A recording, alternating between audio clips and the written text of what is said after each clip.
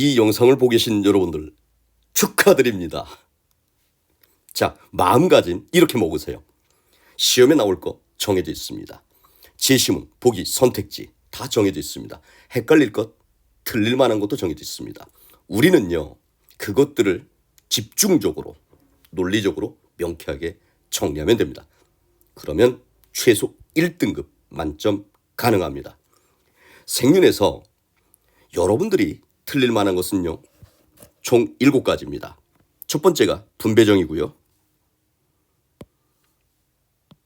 두 번째가 사용제 교정 측정이, 세 번째 국가, 네 번째 시민 불복종, 다섯 번째가 자연관이고요. 여섯 번째가 평화, 일곱 번째가 해외 원조입니다. 자, 공부할 때요, 이렇게 공부하면 재밌습니다. 논점, 쟁점을 중심으로 공부하셔야 돼요. 그리고 문제의식을 중심으로 공부해야 됩니다. 예를 들어서 놀스다, 노직이다, 왈처다. 그러면요, 놀스의 문제의식이 뭘까? 뭐 이런 겁니다. 놀스, 어떻게 하면 정의로운 사회를 만들 수 있을까? 공정한 사회를 만들 수 있을까? 그래서 무지의 베일이라는 것을 창안해내는 것입니다. 노직의 문제의식은 뭘까요? 국가가 세금을 부과하는 것이 정당할까? 국가가 개인의 소유권을 제한하는 것은 정당할까? 이런 것이죠. 왈처는 뭘까요? 왈처는요, 부자가 정치 권력까지 휘두르는 것, 정치 권력까지 넘보는 것, 이거 문제가 있는 것이 아닐까? 이런 겁니다. 사용제 규정 측정에는 좀 쉽죠. 사용제는 정당할까? 형벌의 목적이 뭘까? 형벌의 본질이 뭘까? 이겁니다. 국가 파트에서는 뭘까요? 쟁점이 뭘까요? 국가는 자연 발생적인 산물일까? 아니면 사회계약의 산물일까? 이거겠죠. 시민 불복종을 공부할 때는요, 시민 불복종의 정당화 조건을 중심으로 공부를 해야 됩니다. 뭐라고요? 시민 불복종의 정당화 조건을 중심으로 공부해야 된다는 겁니다.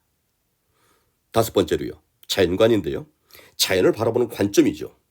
이때는요, 도덕적인 주체, 도덕적인 지위, 도덕적인 고려, 도덕적인 대우, 이런 용어를 중심으로, 이걸 기준으로 여러분들이 공부를 해야 합니다. 평화, 또 칸트가 나왔네요. 칸트를 공부할 때는 영구평화론, 영원한 평화를 꿈꿨던 것이죠. 자, 그러면서 예비조항 6개, 확정조항 3개를 강조합니다.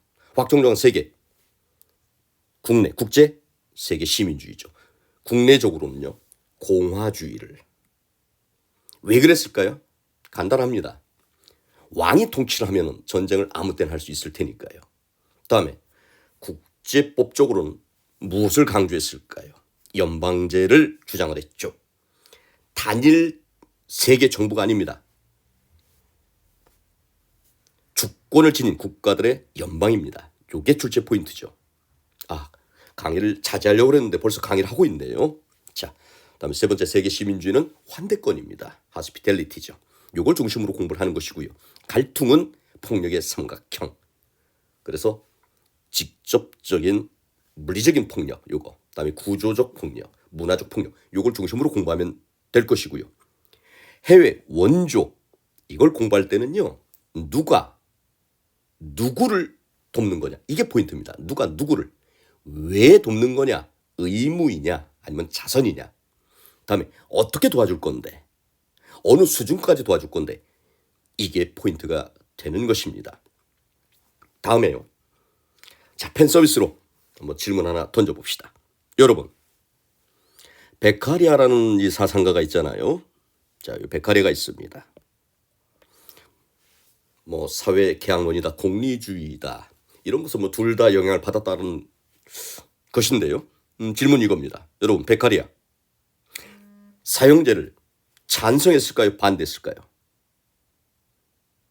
찬성, 반대. 요런의 답은 뭡니까? 원칙적으로는 사용제를 반대했습니다. 예외적으로는 찬성했습니다. 왜 원칙적으로는 반대했을까요? 예, 종신노역형, 이것이 범죄 예방을 위해서 더 효과적이니까. 다음에 어떤 경우에 한해서 찬성했을까요? 그렇죠. 그 범죄자의 존재가 국가, 사회 자체를 망가뜨릴 수 있다는 그런 전제. 그렇죠. 그런 전제에서는 예외적으로 사용도 가능하다. 이렇게 원칙과 예외를 분명하게 나눠서 공부해야 되는 게 포인트입니다. 다음에요. 또 하나 물어봅시다, 여러분. 홉스 그러면 뭐가 떠오릅니까? 만인에 대한 투쟁, 리바이어던 또는 레비아탄, 절대 군주제, 이게 떠오르시죠? 질문입니다. 홉스는 저항권을 인정했을까요? 로크처럼 저항권을 인정했을까요? 맹자처럼 저항권을 인정했을까요? 올해 예상 문제입니다. 이 답은 실제 강의에서 알려드리겠습니다. 자, 공부할 때 가장 중요한 게 뭐라고요? 시험에 나올 건 이미 정해져 있다. 요 믿음이 가장 중요하고, 다음에 덧붙여서 말씀드린다면 생륜을 공부할 때 또는 윤사를 공부할 때는요, 먼저 큰 흐름, 체계를 잡는 게 중요하고요. 둘째는 특징을 알아야 됩니다. 특징을 알아야 돼요. 예를 들어서요, 싱어다 그럼 뭡니까? 싱어. 동물 해방을 노래했죠. 레건이다 그럼 뭡니까? 동물에게도 권리가 있습니다. 1살 이상의 포유류라면. 왜 1살 이상의 포유류라면 권리가 있을까요? 수업 시간에 만납시다. 테일러. 목적론적 삶의 중심. 모든 생명체는 나름대로 목적이 있다. 슈바이처. 생명체는 신성한 거야. 외경의 대상이야. 레오폴드. 대지를 향해서 폴더 인사를 합니다. 그래서 레오폴드인가요? 자, 폴더 인사, 레오폴드. 네스. 자, 이 생태적 위기를 극복하기 위해서는 세계관 자체가 변화가 돼야 돼. 그래서 심층 생태주의라고 그러죠. 특징은 알아야 한다. 그리고 암기도 필요합니다. 자, 특징을 알아야 되는 것이고요. 다음에 두 번째로는 비교할 수가 있어야 됩니다. 뭐라고요? 비교할 수 있어야 된다. 그래서 유사점과 차이점을 비교할 수 있어야 되는 겁니다. 이것은 특히 벤 다이어그램 문제, 순서도 문제에서 차이점, 공통점을 중심으로 공부하지 않으면 틀릴 수밖에 없다.